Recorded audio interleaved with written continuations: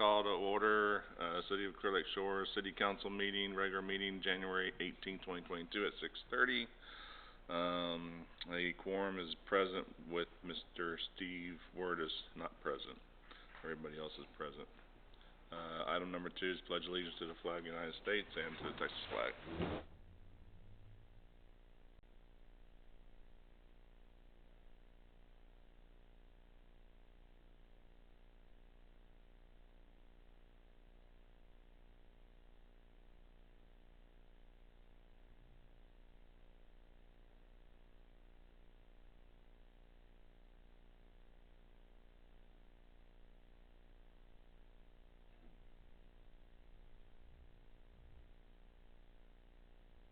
Welcome everybody.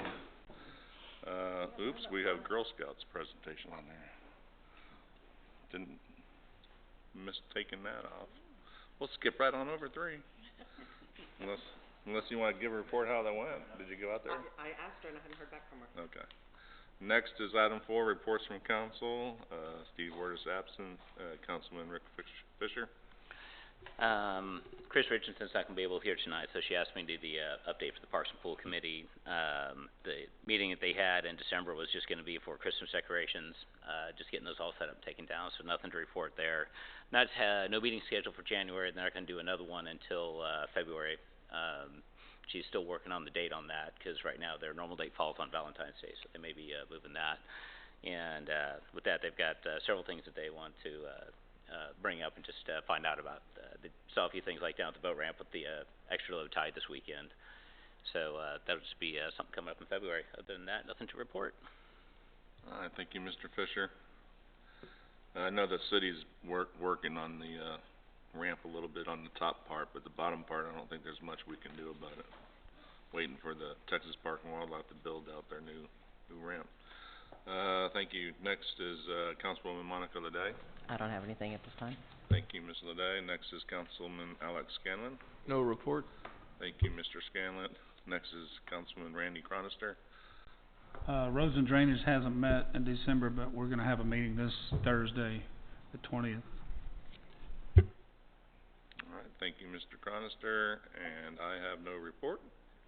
Look at that. Nothing. All right, next is item 5, staff reports. Police Department Chief Keel. Good afternoon, everyone. First thing I'd like to do is I'd like to introduce a new officer that we just hired. Officer's name is Jose Vargas. He comes to us having worked at Dickinson Police Department. He has approximately 6 or so years in experience. He's an advanced peace officer. He's an instructor. He's an honor guard certified member. He's a Marine Safety Enforcement Officer certified. He's got all kinds of certifications. Bilingual. He's a very pleasant young man to speak to, and I'd like to introduce him to you right now. Jose Vargas. He's he's married with 2 children. Graduated from a school over in Missouri County. I try not to talk about him, but Alvin High School. Go Jackets. But we're glad to have him here, and we have high hopes for him. And he's very, very friendly young man, and you'll be getting to speak to him more.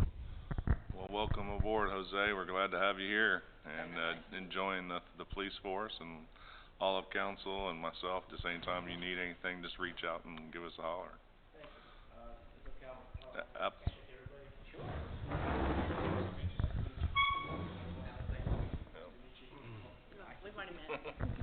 Welcome aboard. Thank you. Welcome. Hi. Thank you.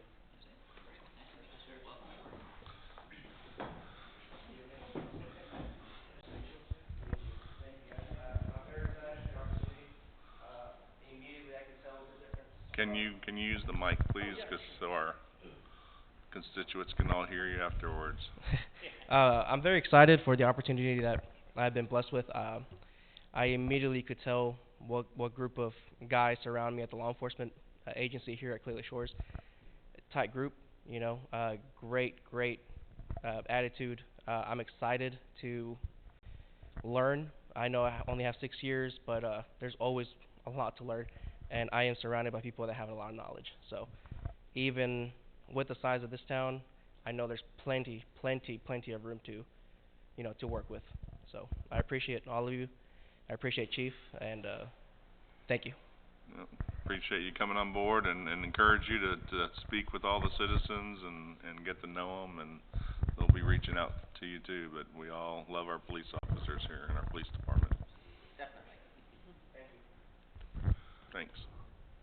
I think you could probably see the type of person he is by speaking to you like he did and shaking your hands. And I've known Jose for a few years.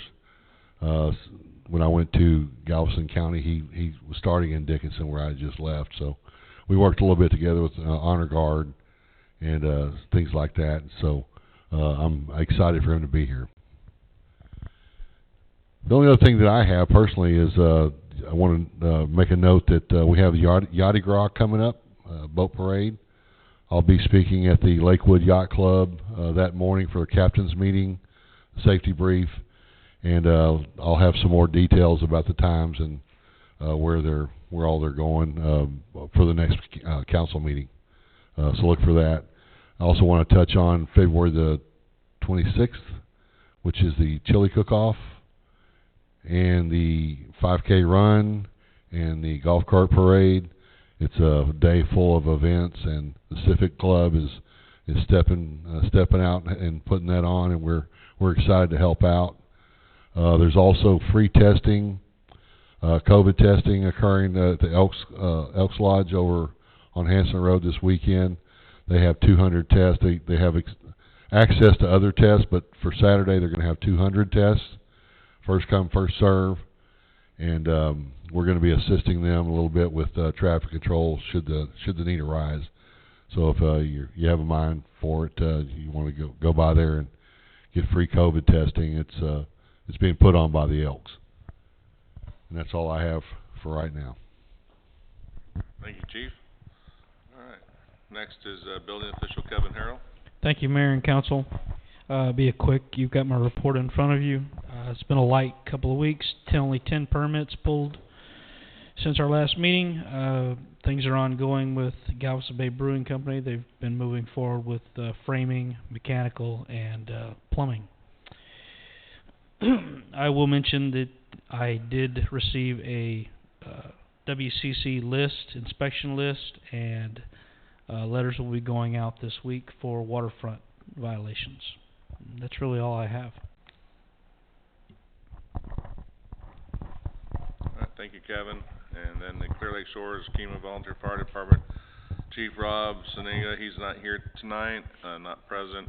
We did, myself and Councilman Cronister attended the ESB last night.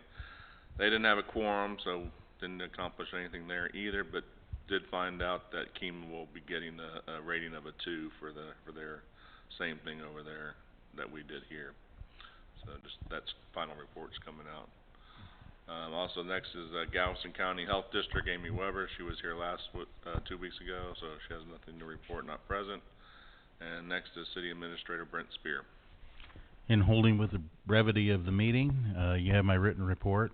And I would also add, if you're interested in having COVID tests at home, please do a Google search for USPS.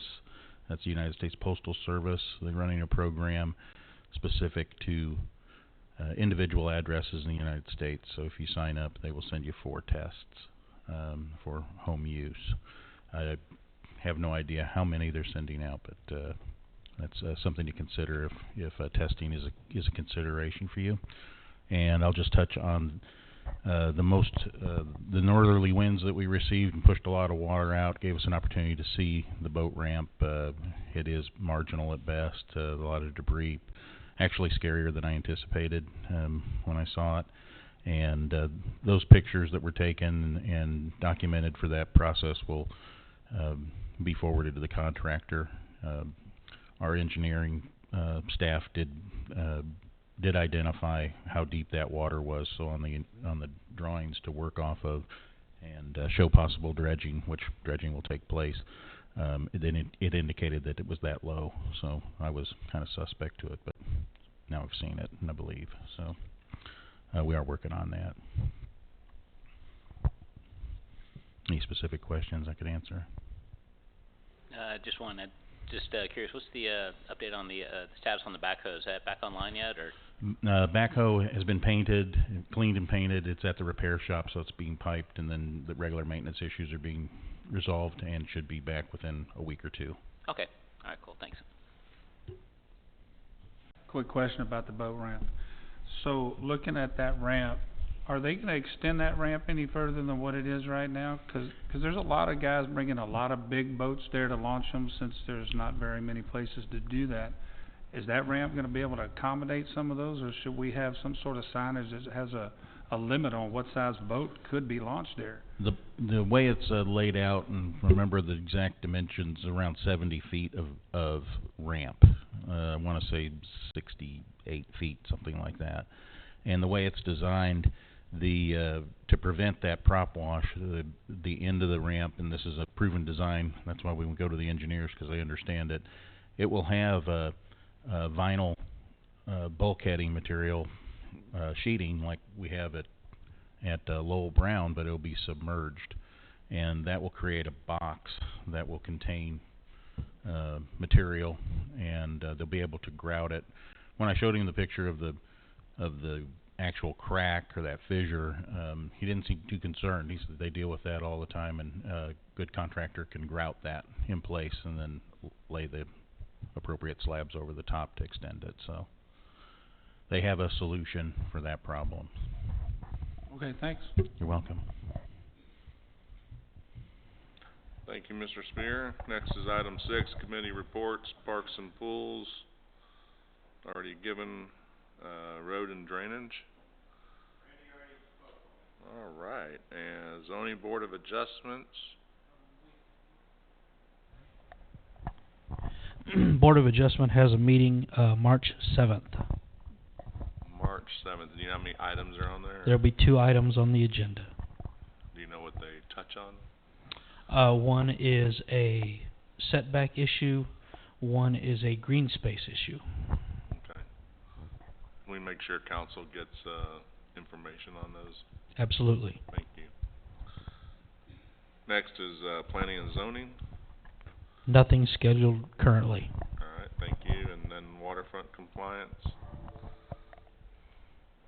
We have lost a member on Waterfront Compliance, so we may be looking for another. That's very recent development, to be updated in the next meeting probably. And Mr. Milbauer left us. Thank you, Mr. Scanlon. Civic Club activity report. Nobody here, but I know they're actively working with Adri on the 60th anniversary. And planning a few things, and they have the Mardi Gras they're working up at Okies, so that looks like that's going to be a fulfilled day of events there. Item number 8, Economic Development Corporation, Mr. Boltinghouse.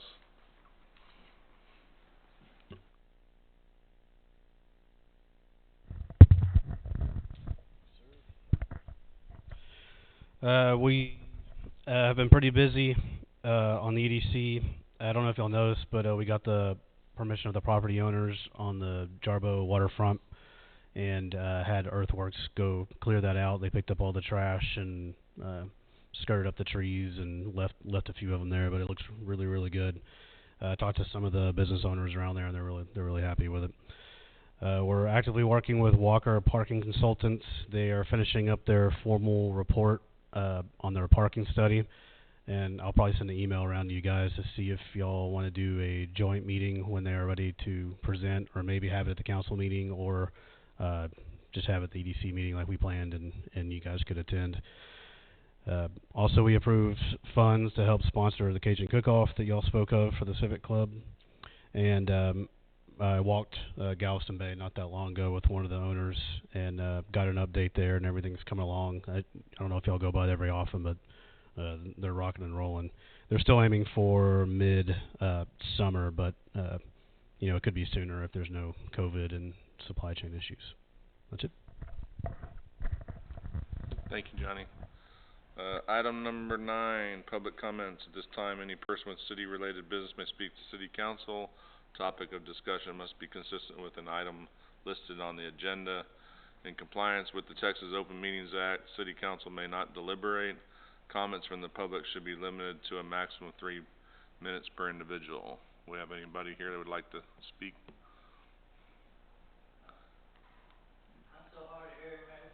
I'm sorry. If you'd like to address the council, you may at this time.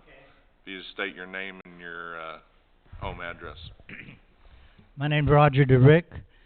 I have a hard time understanding you folks talking, but it's not y'all's fault. I live right next door to the boat ramp that you're going to be rebuilding or something. And I was just curious as to what thought went into adding another pier down the boat ramp. What's the value of that, and what's it gonna do? So, if you will get with Brent, and he can answer those questions for you. Okay. Yeah. Thank you. Item number 10, new business, consent agendas. Anybody have any items they would like to pull from consent agendas A, B, or C? Having none, any objections to consent agenda from council?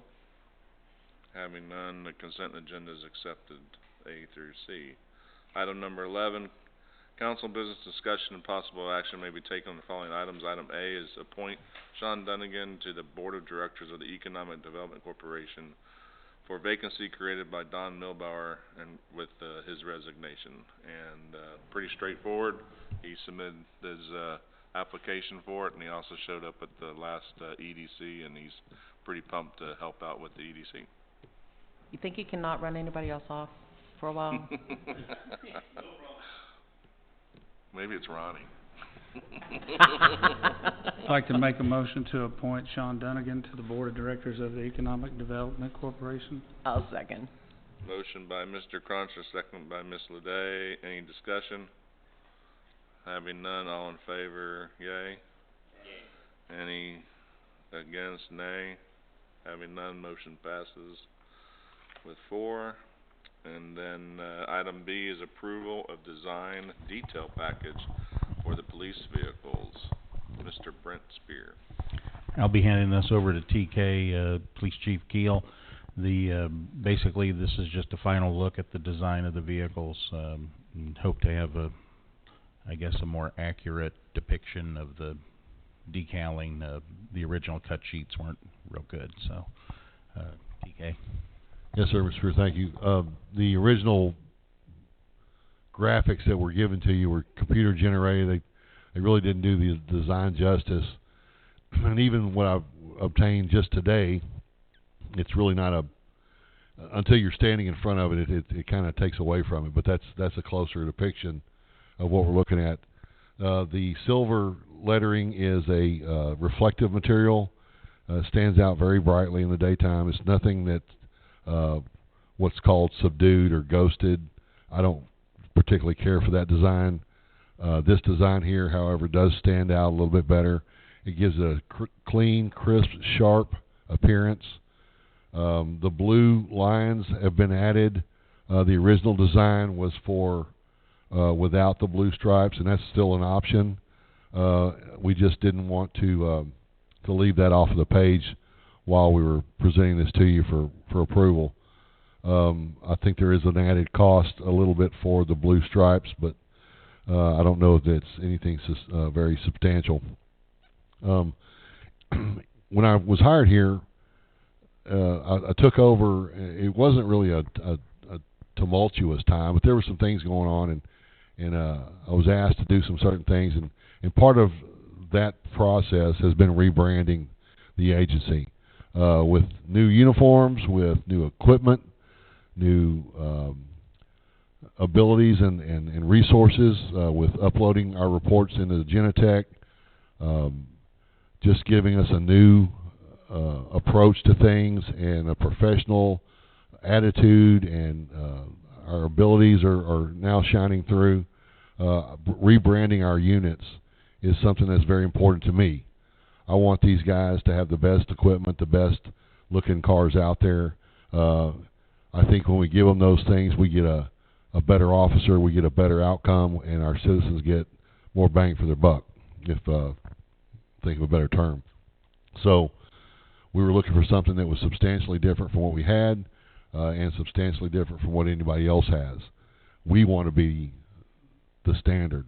We want to be the gold standard. So this is what we put our heads together and came up with. It's some of the same. We've got our patch on the door. We still have "In God We Trust" on the back, which I firmly stand by. To me, it's very professional looking, and I think that's what we would ask council to consider and approve tonight for our graphics on our cars. So I had just a couple questions, Chief. On the "In God We Trust," are you going to use the same font that we have now?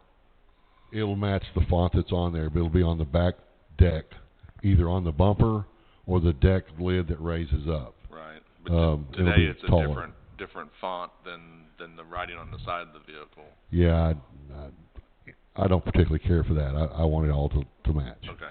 Just make sure everybody understands. And then this one here shows without any light bar on the top. That's We're correct. going with internal lights. The reason that we're doing that, number one, is it does give it a lower profile look. However, there's a substantial cost to adding a light bar. Those are about $3,200 more than the lights that we have selected. We chose a basic package. That package was discussed in the lease program that we brought to council. That is the absolute same package that was on that program. We moved it over to the purchase program. We didn't beef it up. We didn't cut anything out. There's things that I think are important to the cars, and so adding those light bars, in my opinion, the return is not as much as the cost. And one thing I pledged early on was not to spend anything I didn't have to. I'm not going to tell you that we couldn't use them, but I think for the cost and the return, it doesn't add up for me. So we would prefer to stick with what we call the supervisor lights. Okay. If you're approaching from the front or the rear, will it have a feature to allow an arrow for people to know that you have somebody pulled over and people to go around you, or any type of flashing lights left or right?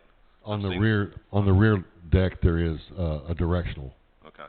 Yeah. Good.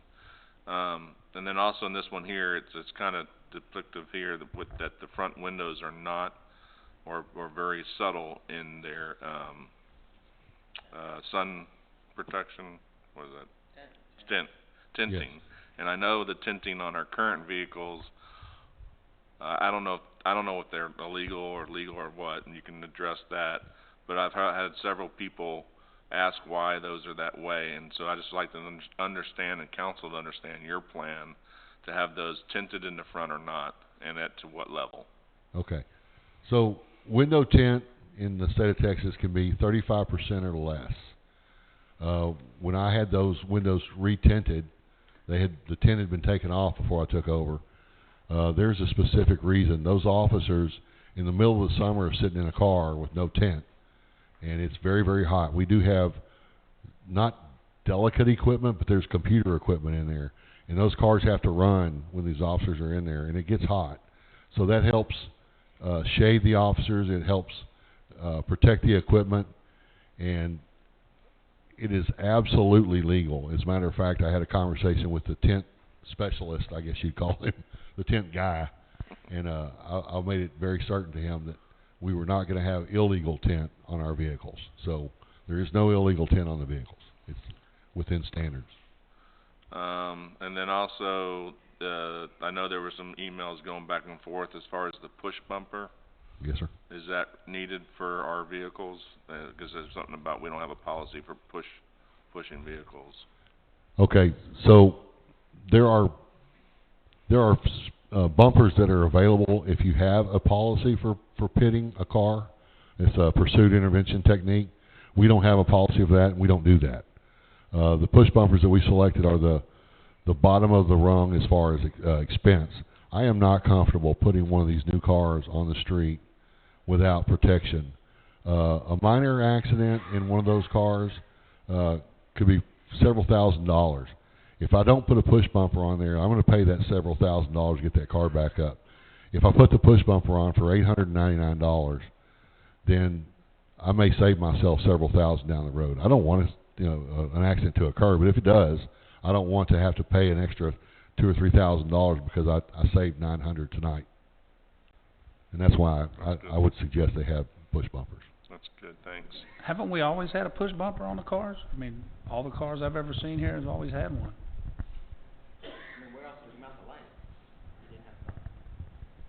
I think we've always had inside lights too.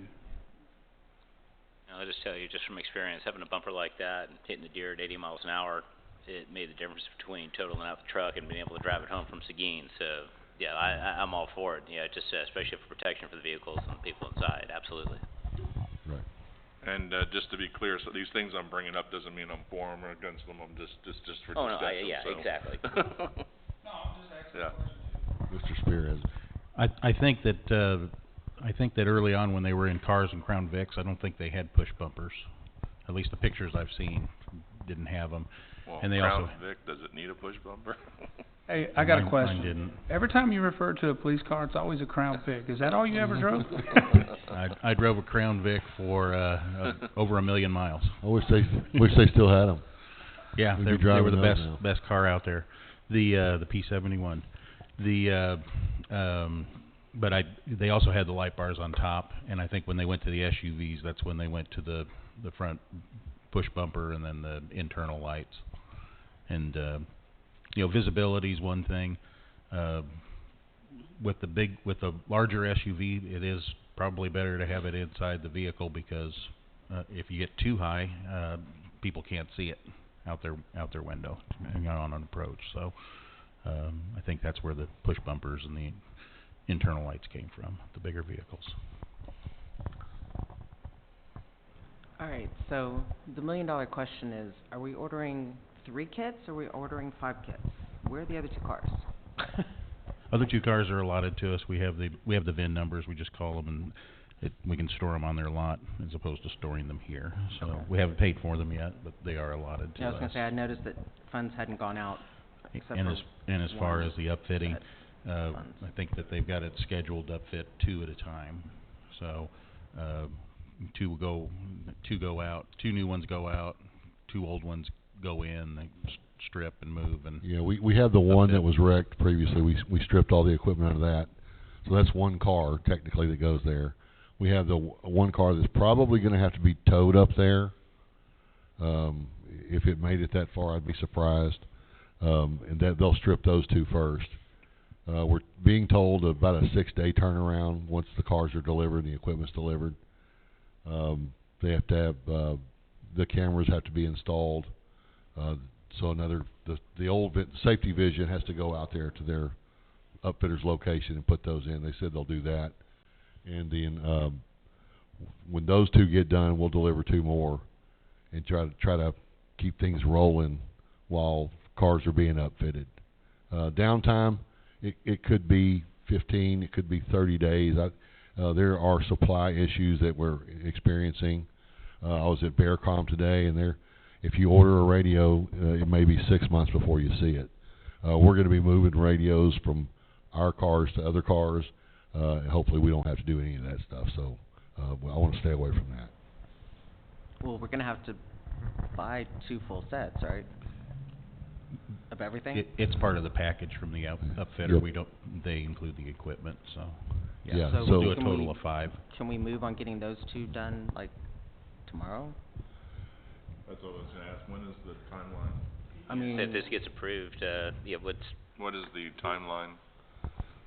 the turnaround is 6 days.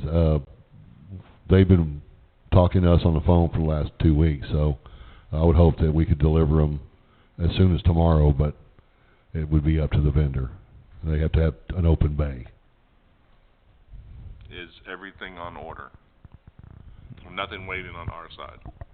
We're not waiting on our side, but they may, as they're upfitting the cars, there may be things still coming in. They have some things in stock, and after we spoke, Mr. Spear, 2 weeks ago, 3 weeks ago. We told them to go ahead and start gathering up the stuff. We're ready to move. Okay. I can't tell you that they have everything on site, but 3 weeks ago they were moving on it. All right, I have a couple more items. Next one is on the vehicle numbers. Will those match the current lettering and font type, or will that be separate? And where will that be placed? We're going to put numbers on the top left to the back, so you can see it from the rear, and we're going to probably put numbers on the very front. It'll be a smaller font, but it'll be visible. But the same type of material? Yes. It will not be the same numbering scheme, but it'll be close. Right. So you're coming up with the numbers, but it's not going to be some off-the-wall type of Gerber or something like that doesn't match the current material types. I'm very. I know you are. I'm just making sure it's all clear. I wouldn't say I need assistance from a medical doctor, but I'm pretty OCD. I so. know you are. I've seen your Jeep. I appreciate that. And I think this is the last one. Are you planning to put any type of numbering or text on the top of the vehicle for any type of helicopter use? Yes, I was looking at putting an X-ray and then the unit number on behind that on top for an aerial identification. Alrighty. That would have to be a darker font. Yeah, and Chief, I think you answered this earlier, but you know, this graphic look, the vinyl that's reflective, it looks like a ghosted vehicle. Yes. I know you've been working hard to have a community policing department, and you've done a great job with it. Right. I just want to make sure that when these are done, they look like a police car when you see them, because that really generates a lot of negativity. I mean, I see them in League City, and frankly, I don't like seeing it. I'm like, that's, you know, they're here to protect us, but they're also hiding at the same time. Absolutely, I couldn't agree more. That's why I said that I don't like ghost cars. I don't like subdued. I like it sharp and crisp. If and when we start to put graphics on the car, Assistant Chief and myself will be traveling up there to kind of not do the installation but oversee it. You know, we'll stop in and check on it.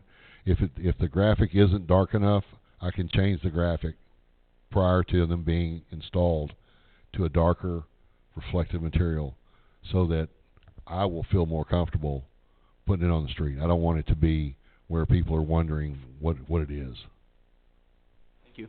Yes, sir. Yeah, I was talking to Assistant Chief Donaldson. He was pretty adamant about that, and the colors that he was showing me, he was explaining that it's a lot darker in person.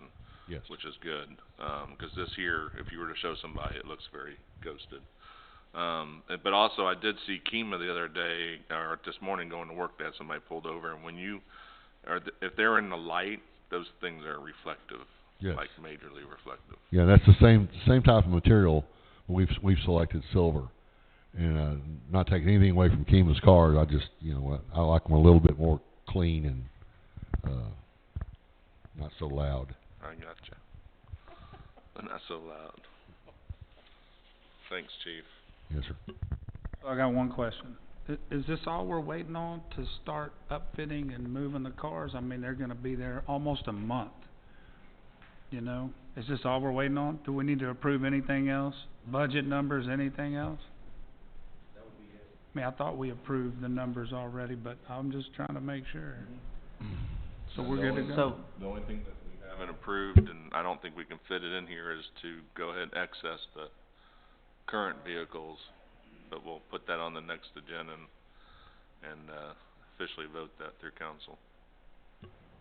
So tomorrow we can send all three of them out that are, why not all three? If we stripped the wrecked car and two are brand new. Well, they can do two at a time. Gotcha. We've been allotted 2 bays. They do HPD cars. They do a lot of cars. So we can send what they can accept. If we move 2 of them, Brent, how long does it take now to process 2 more and get them here? I mean, didn't we pay to have them all delivered, or was that broken up into 2? It's broken up into the per unit cost to have them delivered, but if I said we needed the other 2, I'm sure they could be here within a week. They just have to get their crew together. They travel all over the state delivering vehicles, so get 3 drivers and bring 2 down here and have the shuttle driver take them back. Yeah, it would just be nice if once we send the 2 off, we start that process, so when Sure. we get them back, you know what I mean? Yeah. If And you we need me did to go drive, I can drive. Road trip. I've had plenty of people offer to drive up there to bring them back. Is Yeah. that fitting done here locally? We used to use one here in Bay Cliff. I found out today that there's pretty shoddy work, and I know the guy. I would say this to his face. It was pretty shoddy. Found out my radio antenna for my radio in my car, my police radio, was mounted underneath the car. He came in at about 23,000. No, I'm sorry, 16,000. So the one we selected was the lowest bid. They are a nationwide company. They are in Houston on the north side.